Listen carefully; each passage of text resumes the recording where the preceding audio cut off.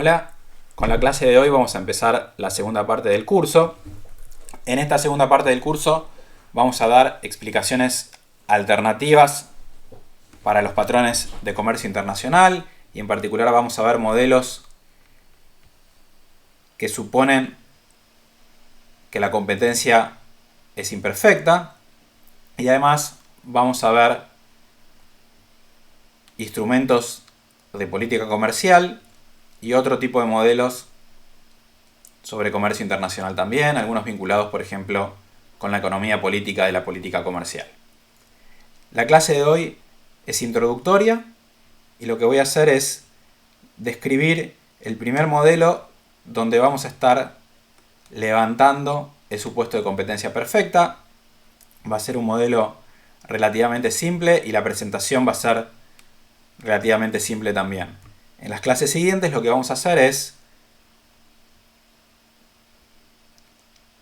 complicar esto en el sentido de que le vamos a poner más formalización. Bien. Vamos a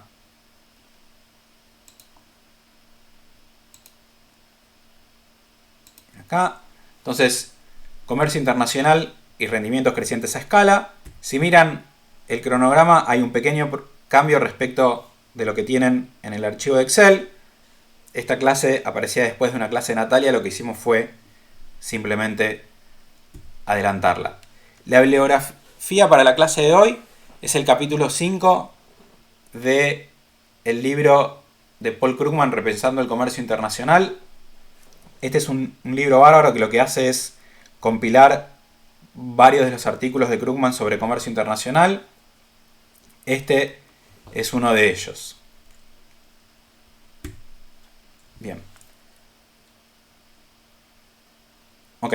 Lo que vamos a ver entonces, como les decía, son motivos para que dos países comercien que son diferentes del aprovechamiento de la ventaja comparativa y en particular lo que van a estar aprovechando estos países es la especialización.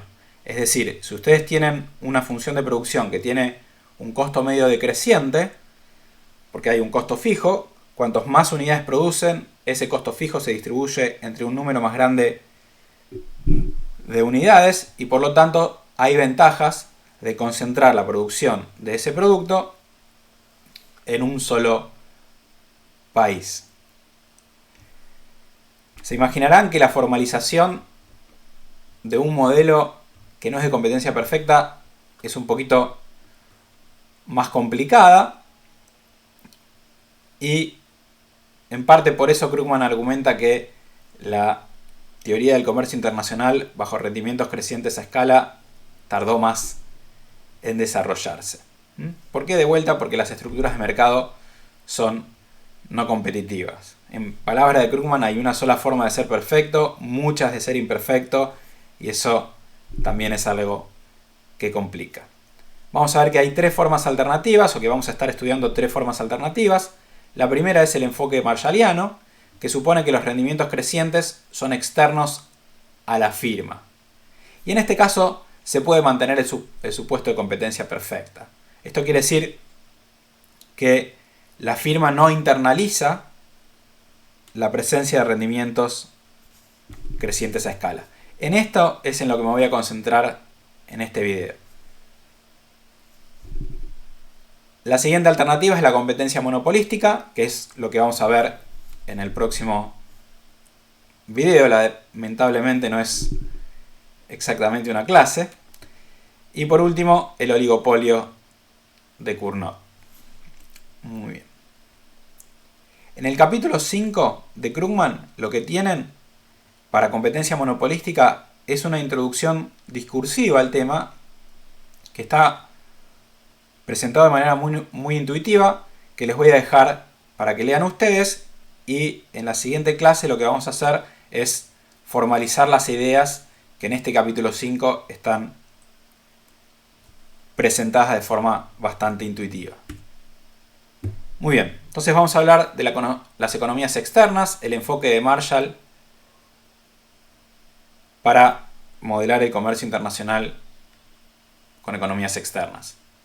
En este caso vamos a ver que el análisis es mucho más fácil si vamos desde la asignación de recursos hacia la producción y el comercio y no al revés, ¿sí? Entonces lo que vamos a hacer es poner el foco en el contenido factorial del comercio y no tanto en el precio de los bienes y en el comercio de bienes. Entonces vamos a ir desde la asignación de recursos hacia el comercio. Entonces vamos a ver que el modelo lo que vamos a presentar va a tener similitudes con el modelo de Ricardo, en el sentido de que vamos a poder derivar un resultado importante para el comercio internacional a partir de un modelo simple que tiene dos países, dos bienes y un factor productivo. Lo que vamos a ver es que en una situación donde uno de los bienes tiene rendimientos crecientes a escala, de vuelta por la presencia de economías externas a la firma, en un modelo con esas características pueden pasar muchas cosas y por lo tanto va a ser necesario acotar. Vamos a suponer que hay dos países, dos bienes y un factor, llamémoslo trabajo, y como les decía, en una situación como esta es posible obtener distintos equilibrios y por lo tanto va a ser necesario acotar imponiendo algunas restricciones. Los dos países van a tener acceso a las mismas tecnologías de producción y vamos a suponer que los dos bienes son los bienes A y B y que el bien A se produce bajo rendimientos constantes a escala al nivel de la firma, pero bajo rendimientos crecientes a escala al nivel de la industria. Es decir, que las economías de escala son externas a la firma. La firma individual no internaliza la presencia de economías de escala, pero sí existen esas economías de escala a nivel de la industria. La consecuencia de eso es que la firma individual se va a continuar comportando como una firma competitiva, igual que veíamos antes. En cambio, el bien B se va a producir bajo rendimientos constantes a escala, tanto al nivel de la firma como a nivel de la industria. Y acá estamos introduciendo la diferencia entre firma e industria. La idea es que una industria está conformada por distintas firmas. Esta diferenciación en modelos más complejos va a ser bien relevante, porque cada firma va a producir un producto diferente y ahí sí vamos a suponer que las firmas internalizan las economías de escala, digamos. No en este caso, que las economías de escala son externas a la firma. Y vamos a mantener el supuesto respecto de que no hay costo de transporte. Con estos supuestos, la especialización internacional es inevitable. ¿Eso qué quiere decir? Que la industria A se va a localizar en uno de los dos países justamente para aprovechar los rendimientos crecientes a escala. Hay tres equilibrios posibles. En el primero, un país va a tener la producción de A y la de B y el otro solamente la de B. Recordemos que el bien A es el que tiene rendimientos crecientes a escala. En el segundo equilibrio, un país tiene A y el otro B. Y en el tercero, un país tiene el A y el otro A y B. Como hay dos países, son 6 equilibrios posibles. Fíjense que el primero de los equilibrios que mencionábamos es diferente al resto, en el sentido de que ambos países producen el bien C, que es el bien con rendimientos constantes a escala. Esto lo saben de los modelos que vieron antes. Si el bien con rendimientos a escala se produce en ambos países, los salarios van a ser iguales entre países. Hay un único factor. Los precios se van a igualar si suponemos que hay libre comercio. Las tecnologías de producción son iguales entre países. Las condiciones de primer orden van a ser iguales en ambos países. Y por lo tanto los salarios van a ser iguales también. Precios iguales, mismas tecnologías, como consecuencia mismos salarios entre países. Por lo tanto, en este caso va a ser irrelevante qué produce cada país para determinar los niveles de bienestar. ¿Por qué? Con salarios iguales entre países, el trabajo como único factor, el valor de las dotaciones de trabajo en cada país va a estar dado y va a ser igual independientemente de dónde se localice la producción de A y de B. Ahora, sabemos, como dijimos antes, que para aprovechar las economías de escala es necesario que la producción de A esté concentrada en uno de los países. Y como dijimos, no importa en qué país se ubica la producción del bien A, porque el volumen de producción de A va a ser el mismo en cualquier caso. Bien, lo que vamos a ver es que los dos países van a ganar con el comercio siempre que aumente la escala de producción de A, que de vuelta es el bien con rendimientos crecientes a escala. ¿Por qué? Porque disminuye el costo unitario de producirlo y cae el precio, y la consecuencia de esto, o lo que nos está diciendo este resultado, es que hay ventajas de formar parte de un mercado más grande. ¿Por qué? Porque un mercado más grande aprovecha las economías de escala o aprovecha más las economías de escala. Muy bien. Otra vez, recordando lo que vieron en el modelo de Heck-Sherolin, si hay igualación en el precio de los factores, sabemos que el comercio va a reproducir el equilibrio integrado. Es decir, la situación en la que el comercio internacional genera la misma solución que se obtiene al suponer que hay un solo país dueño de la dotación mundial de factores. Entonces, lo que se hace con el equilibrio integrado es resolver suponiendo que hay un país dueño de toda la dotación factorial mundial y después ver si luego de dividir la dotación mundial entre los dos países que consideramos es posible replicar la solución del equilibrio integrado.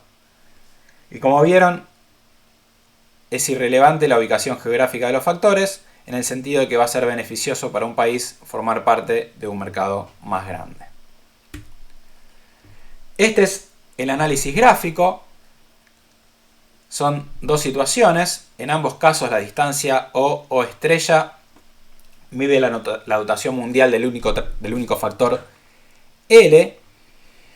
Y un punto sobre la recta lo que hace es dividir la dotación mundial de trabajo entre países.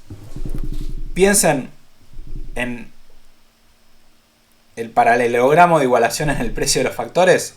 Eso lo veían con al menos dos factores. Acá estoy haciendo la misma presentación, pero simplificada en el sentido de que tengo un solo factor.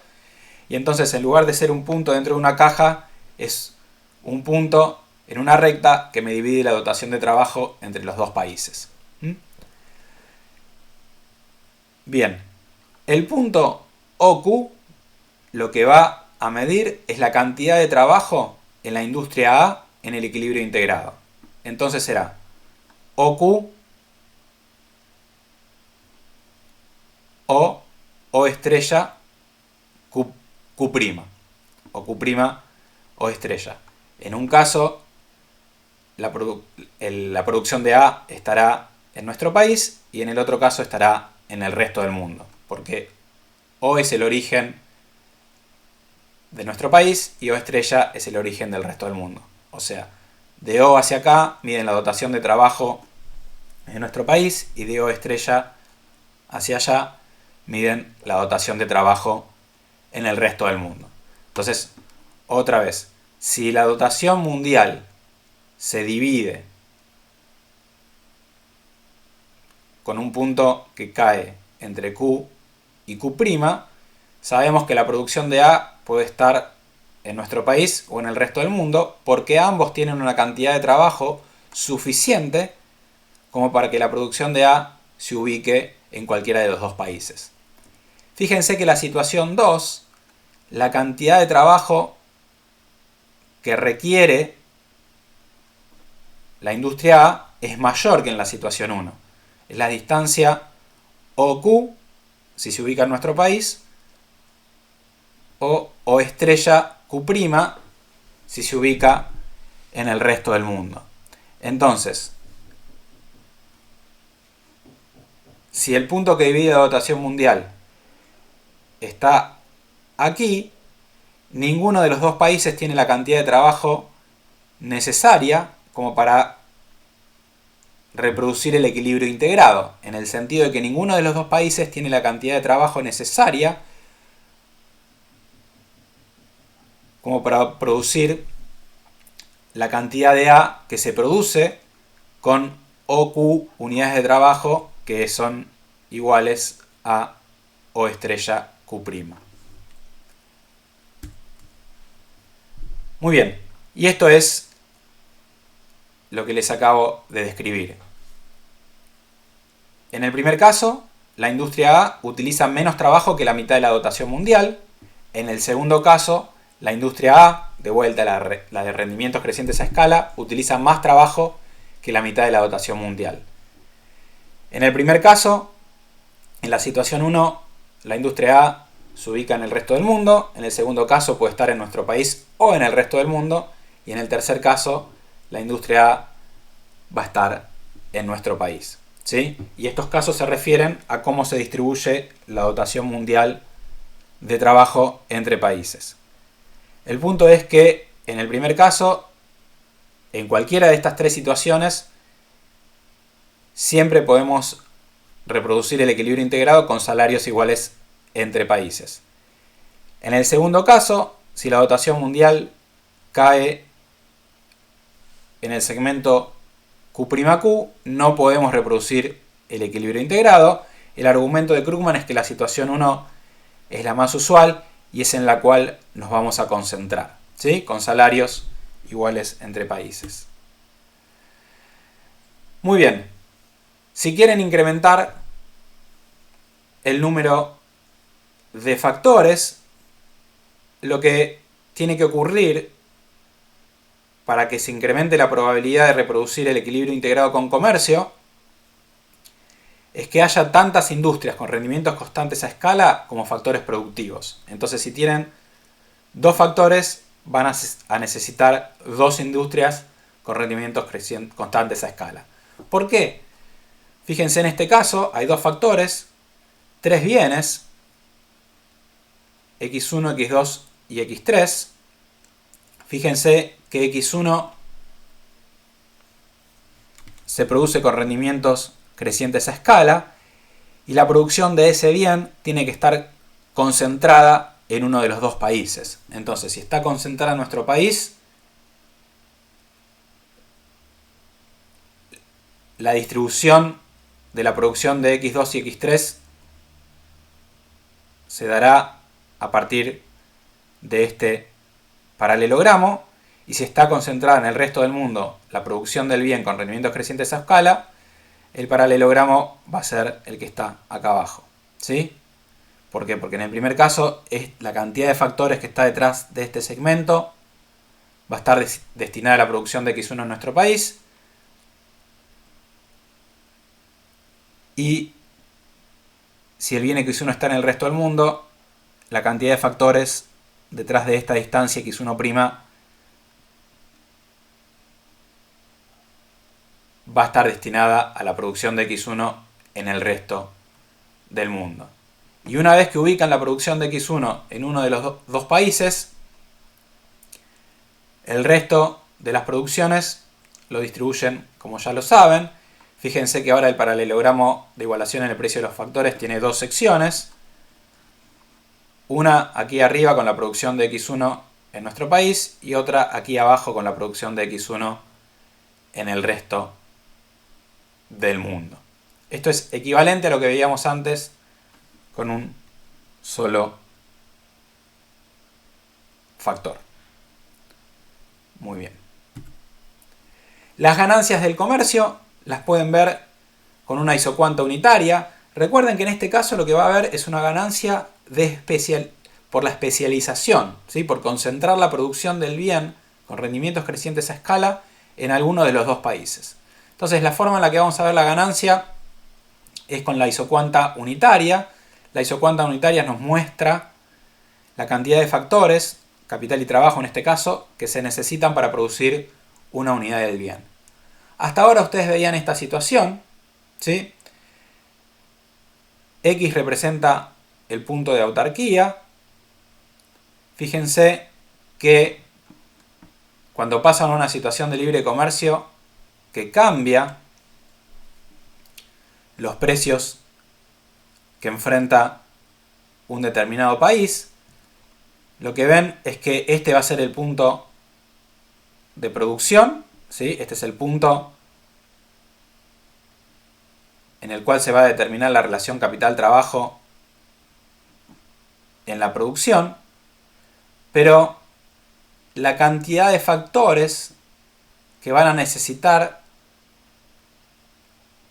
para consumir lo que consumían antes, ahora se redujo en la distancia YX. ¿Sí? Esta es la ganancia que nos da el comercio. Ahora, cuando uno de los dos bienes tiene rendimientos crecientes a escala, fíjense que tienen una ganancia adicional, porque ahora la isocuanta unitaria se desplaza hacia el origen, en el sentido de que ahora necesitan menos capital y menos trabajo para producir una unidad del bien.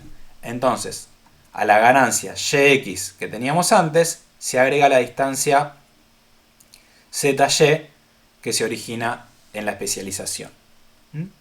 Entonces, hay una ganancia que se origina en la presencia de rendimientos crecientes a escala y en la reducción del costo unitario. Bien. Muy bien. Esto es la introducción a diferentes teorías para explicar el comercio internacional. Recuerden, la bibliografía es el capítulo 5 del libro de Krugman.